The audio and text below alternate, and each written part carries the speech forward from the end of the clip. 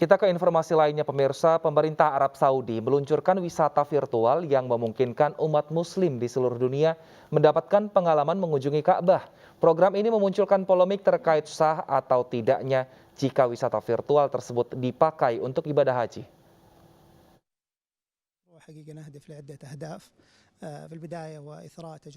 Metaverse memang tengah menjadi tren di dunia teknologi saat ini. Demam dunia virtual ini juga direspon pemerintah Arab Saudi. Akhir tahun lalu, pemerintah Arab Saudi meluncurkan proyek pembangunan Ka'bah Masjidil Haram di Metaverse. Proyek ini memungkinkan umat Islam melihat Hajar Aswad dan juga suasana sekeliling Masjidil Haram secara virtual. Proyek ini kemudian memunculkan polemik. Banyak orang yang menganggap adanya Masjidil Haram di Metaverse memungkinkan ibadah haji dilaksanakan secara virtual. Hal ini juga dianggap sebagai alternatif setelah pandemi corona menghantam dunia 2 tahun silam. Polemik ini kemudian direspon pemerintah Turki yang dengan tegas menyebut haji Metaverse tidak sah. Lantas bagaimana dengan di Indonesia? Bagaimana Majelis Ulama Indonesia memandang ibadah haji di Metaverse ini? Sudah bergabung bersama kami Ketua Bidang Fatwa Majelis Ulama Indonesia, Mas Asrorun Niam Soleh. Assalamualaikum Pak Asrorun. Waalaikumsalam warahmatullahi wabarakatuh. Gimana kabar Mas? Kabar baik Pak. Pak, ini gimana MUI menanggapi hal ini? Apakah sah atau tidak? Ya, yang pertama kita memberi apresiasi atas inisiasi pemanfaatan teknologi komunikasi untuk kepentingan mengenalkan secara lebih dekat tempat-tempat suci bagi umat Islam. Akan tetapi perlu ada proporsionalitas penyikapan dalam merespon perkembangan teknologi informasi dan juga komunikasi, khususnya dalam hal penghadiran Ka'bah dalam dunia digital melalui platform Metaverse ini. Yang pertama, perkembangan teknologi digital dengan menghadirkan Ka'bah melalui platform Metaverse ini bisa bermanfaat untuk kepentingan memudahkan calon jamaah haji, calon jamaah umroh, dan juga umat Islam secara keseluruhan melakukan eksplor dan juga pengenalan terhadap tempat-tempat suci dan juga tempat-tempat dilaksanakannya aktivitas ibadah haji dan umroh yang memang secara faktual jauh dari kediaman, yaitu di Tanah Suci Mekah. Sehingga pada saat latihan manasik nanti sudah ada pengetahuan di dalam memori kita di mana kita memulai tawaf, kemudian mana Hajar Aswad, kemudian mana Makom Ibrahim dan juga tempat-tempat suci yang lain. Akan tetapi dalam hal pelaksanaan aktivitas prosesi ibadahnya nggak bisa tergantikan karena aktivitas ibadah haji dan juga ibadah umroh itu bersifat dogma. Dengan demikian tata cara pelaksanaannya juga mengikuti apa yang sudah dicontohkan oleh baginda Rasulullah Shallallahu Alaihi Wasallam. Jadi harus hadir secara fisik di tanah suci.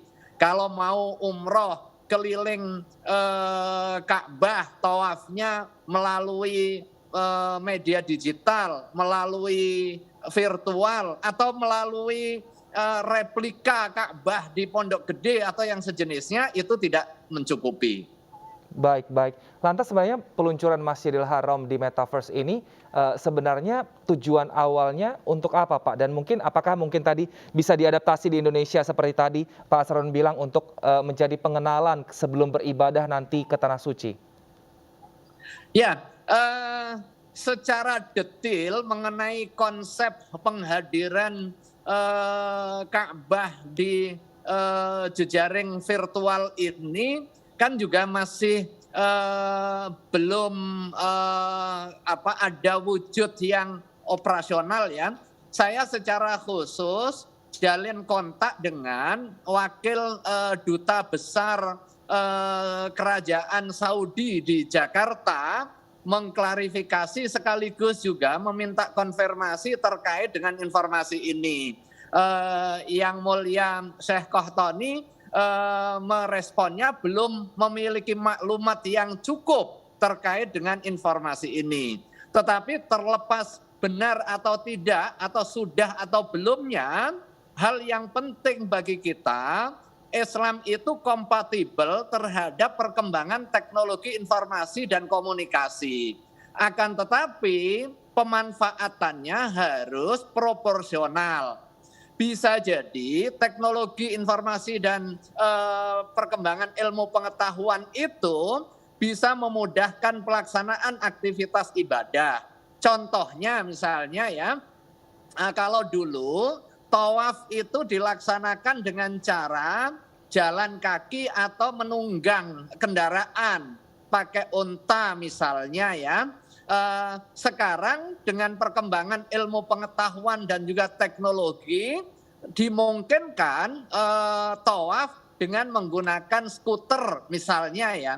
Tetapi tidak semua perkembangan teknologi informasi itu menggantikan aktivitas ibadah yang sudah diajarkan. Jadi seperti kehadiran fisik untuk mengelilingi Ka'bah secara fisik pada saat tawaf itu nggak bisa digantikan dengan hanya soal sensasi rasa melalui media virtual. Sekalipun di situ ada platform yang mengenalkan 3, 5, atau 7 dimensi sekalipun. Baik, kedepannya apakah Pak Asrorun ini melihat memungkinkan jika mungkin MUI bekerja sama dengan Kementerian Agama mendatangkan alat ini ke sekolah-sekolah untuk kemudian memberikan sosialisasi atau mungkin memberikan pengetahuan mengenai Ka'bah dan juga wilayah bersejarah lainnya, Pak Asrorun? Sangat mungkin ya, terlebih wabah COVID-19 ini kan memungkinkan terjadinya revolusi dan juga transformasi model pembelajaran. Kalau dulu misalnya dalam aktivitas pembelajaran di beberapa satuan pendidikan ada studi tour, misalnya kunjungan ke Turki, kunjungan ke Aceh, kunjungan ke Cina, kunjungan ke Amerika, kunjungan ke Mesir, kunjungan ke Makkah secara fisik. Hari ini beberapa satuan pendidikan sudah mengenalkan studi tour dengan jejaring virtual. Dia bisa eksplor Turki dengan Kapadokianya, kemudian dengan Kesultanan Utsmaninya, dia merasakan, dia melihat, dia memahami soal titik-titik yang menjadi spot tempat strategis dan bersejarah tanpa harus hadir secara fisik. Ini sangat dimungkinkan ya, termasuk juga menghadirkan Ka'bah, kemudian tempat-tempat suci Al-Aradhi Al-Muqaddasah dalam proses pembelajaran dan juga latihan manasik ibadah haji dan juga umroh. Tetapi perlu ada proporsionalitas dan juga pemahaman. Pada saat nanti pelaksanaan ibadah yang benar itu tidak cukup melalui metaverse itu. Baik, berarti metaverse ini sebenarnya ada fungsi positif, bisa dibuat untuk sebagai pengetahuan, tapi kalau untuk beribadah tetap harus ke tanah suci ya Pak Asrorun. Terima kasih Pak Asrorun Niam, Ketua Bidang Fatwa MUI. Selamat beribadah untuk sholat Jumat nanti Pak dan sehat selalu.